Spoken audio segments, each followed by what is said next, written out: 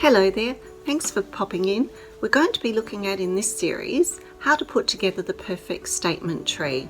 We're going to look at size, shapes, colours, proportions, and then we're going to move into choosing the correct tree topper, tree skirt, decorations, lights, how many, what size, everything you could imagine to make your tree perfect.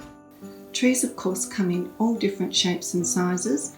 I love these snow-tipped ones, but you can get white, traditional green, but you can also get a variety of pastel colours. You can get black trees these days. So whatever you're choosing, it's limited only by your own imagination. One of my favourite trees at the moment are these pencil pines. They're a full 6 feet tall, but they're quite narrow. So you're getting the benefit of the height, but they're not going to be intruding into your space. So you can use them singly or in a group, but I think they're absolutely amazing. The stand is another serious consideration. I always go for a metal stand because the tree gets quite heavy and the plastic stands can easily buckle, and the last thing you want is a wobbly tree. One of the most important things to do is to ensure that all of the branches have been fluffed out on the tree so that it's in a really great shape and a perfect base to start decorating to.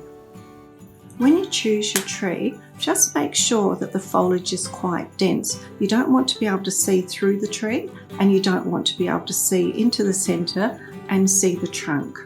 As an example, a 6-foot tree should have about 700 to 750 tips. So that now that we've got your tree sorted, we're going to move on next time to lights. We're going to look at how many you need, what size, colours, shapes are available, even down to the colour of the cord. So until then, happy decorating!